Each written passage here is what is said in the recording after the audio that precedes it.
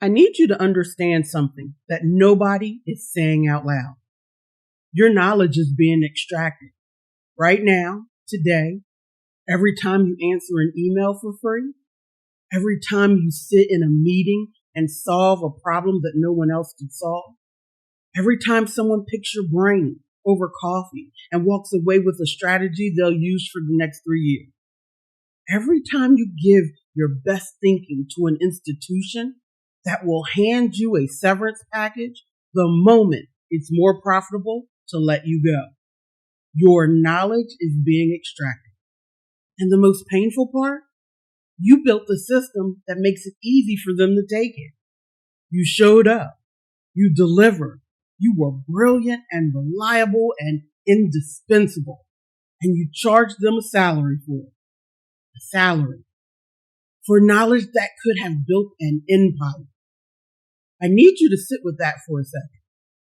Because day 3 is where we stop being polite about it. If you're just joining us, welcome. My name is Tina Brinkley Potts. For the last 2 days, we've been having a conversation that is clearly hitting people somewhere real.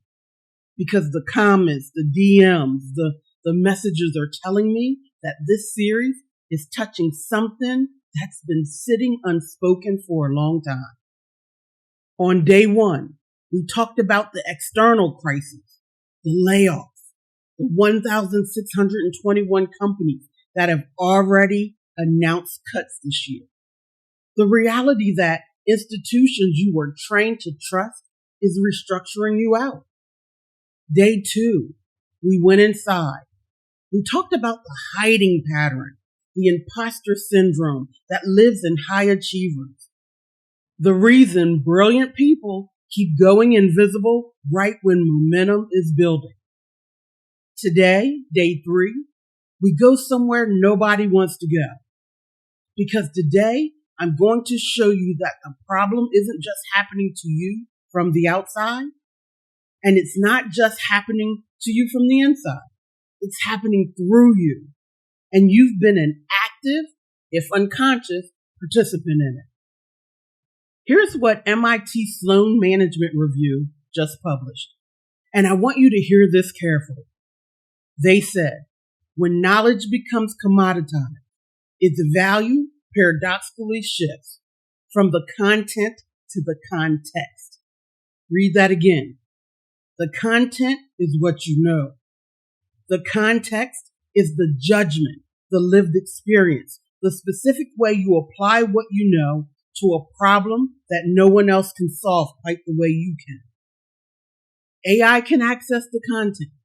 It can pull facts, generate frameworks, summarize research, draft documents, analyze data. What AI cannot do, what researchers across MIT, Cambridge, and the World Economic Forum have all confirmed, is replicate your judgment, your relationships, your specific pattern of connecting ideas that comes from your specific life.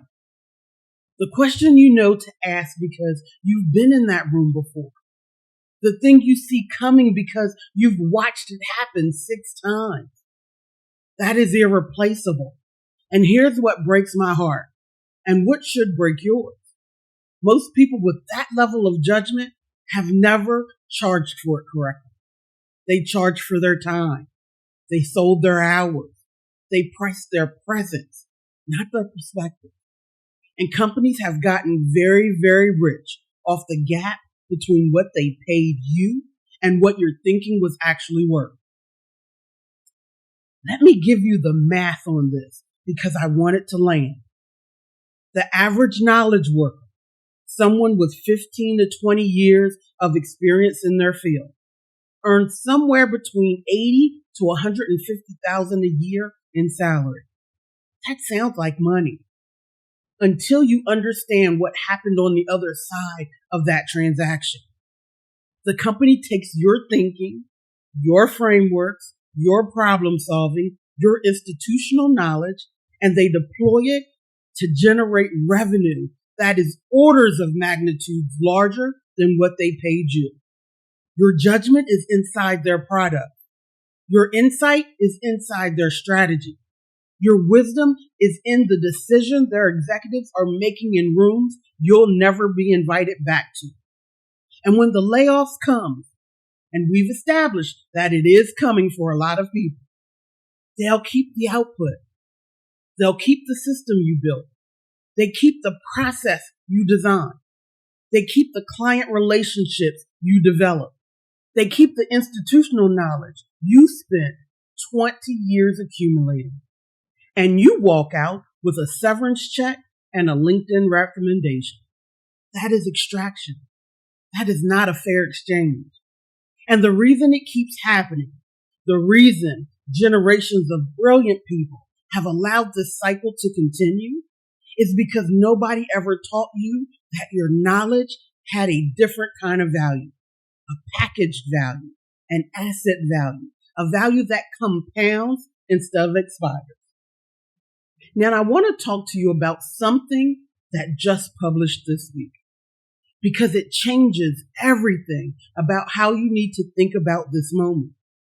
Medium ran a piece 3 days ago with a headline that stopped me cold.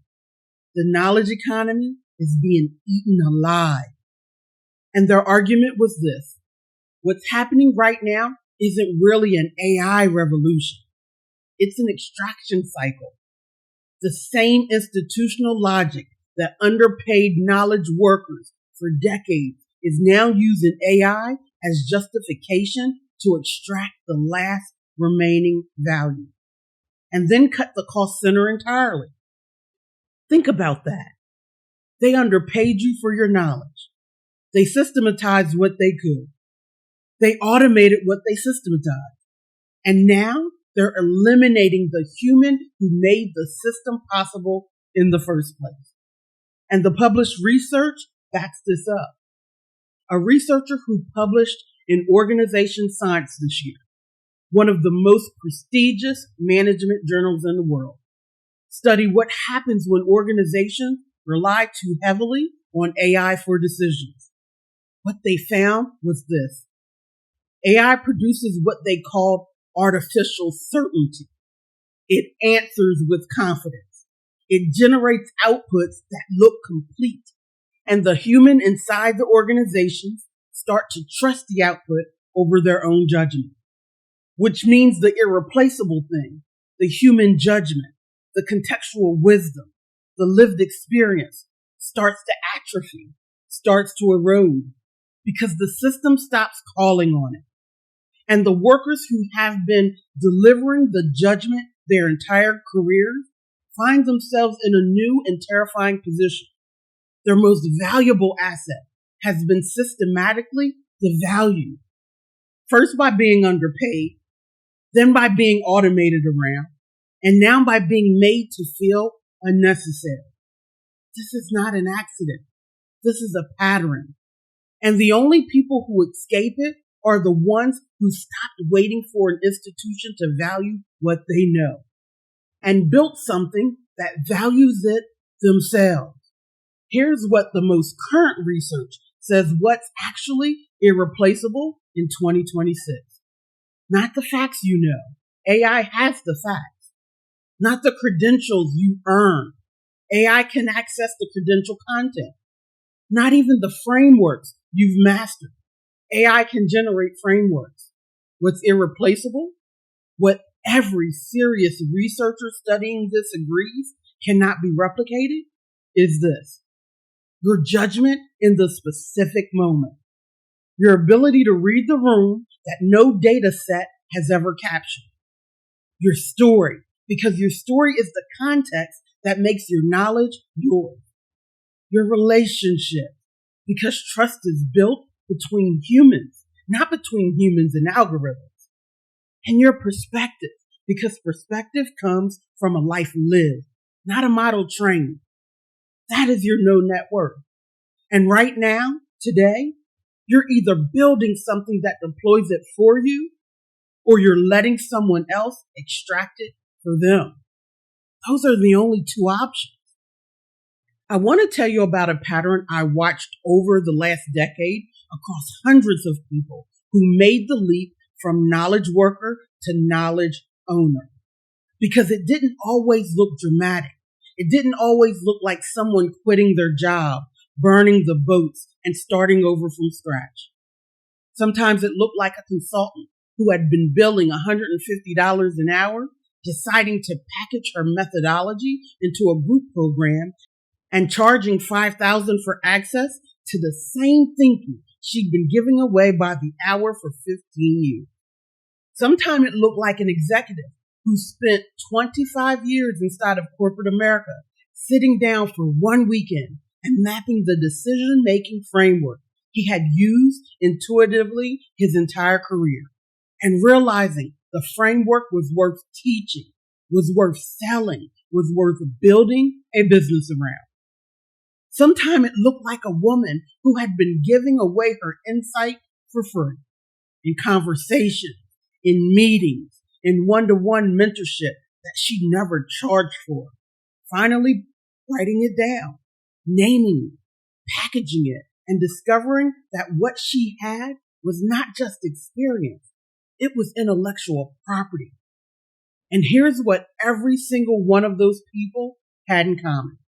They did not start with a perfect business plan. They did not wait until they had tens of thousands of followers. They did not have a big budget or a big team or a big platform. They started with the decision that what they know is worth more than a salary. And then they did the work of making that visible. The difference between the people who break free from the extraction economy and the people who stay trapped in it is not talent. It's not intelligence. It's not even opportunity.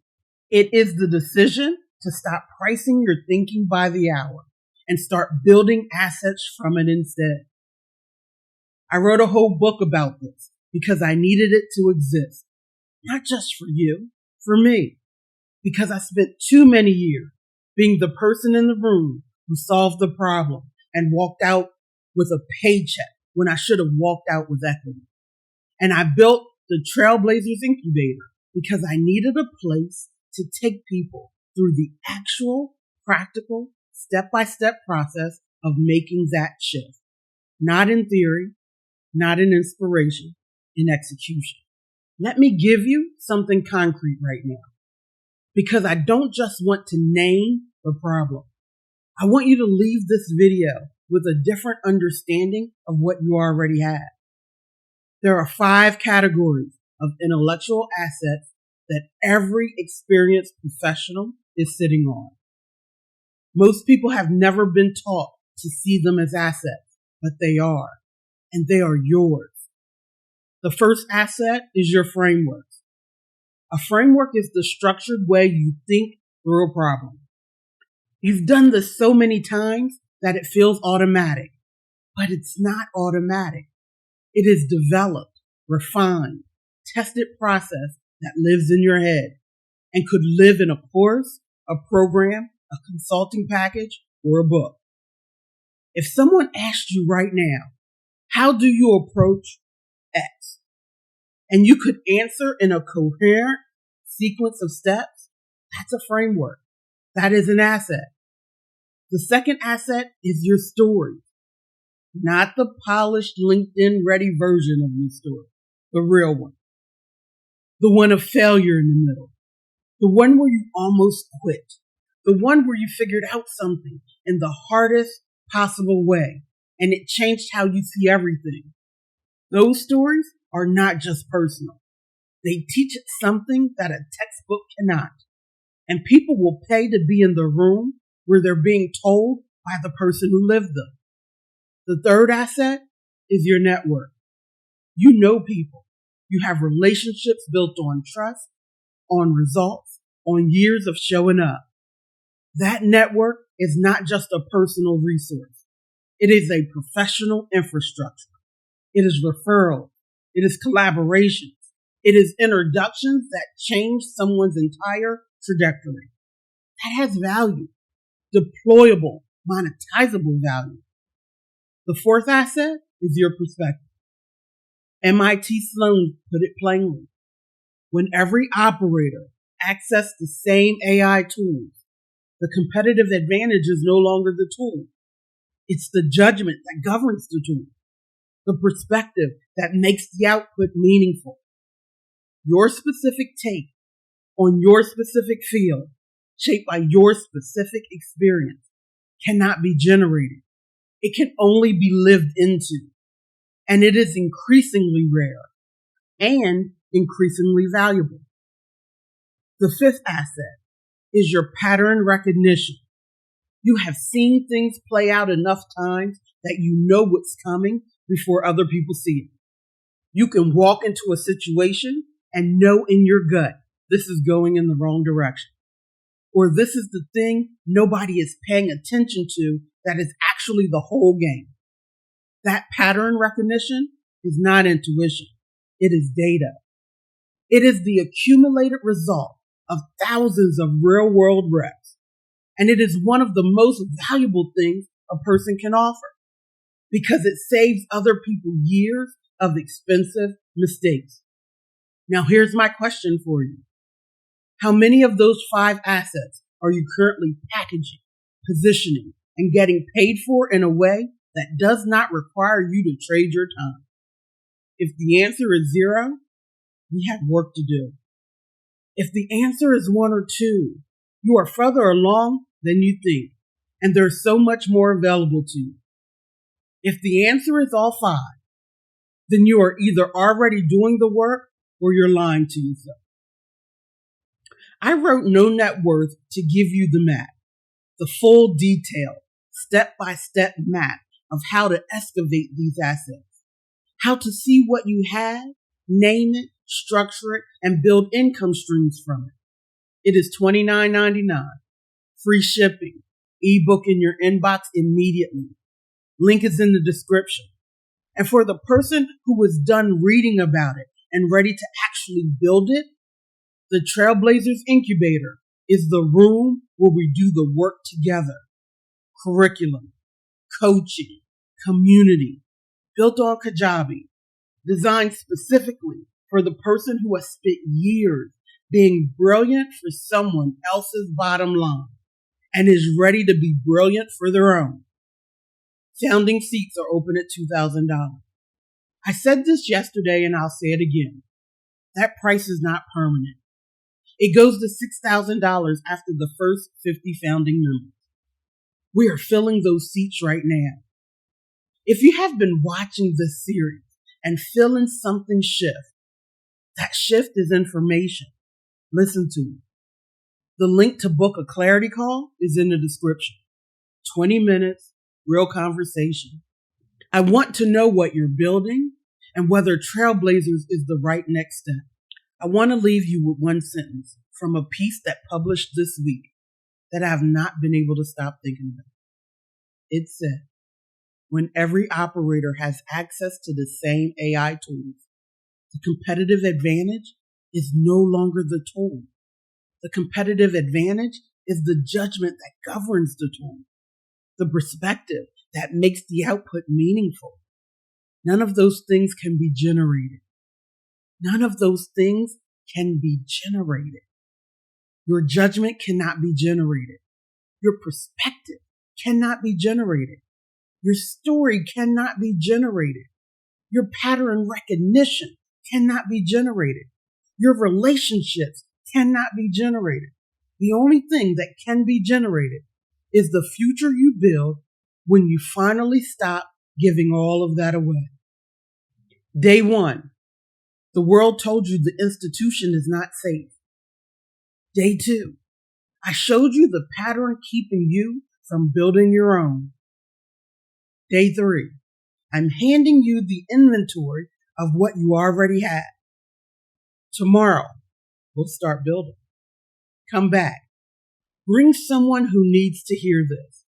And if this series is hitting you somewhere real, share it.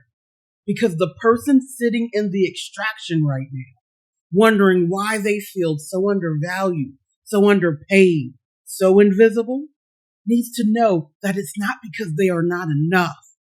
It's because nobody showed them that what they have is worth owning. Until now. Let's go.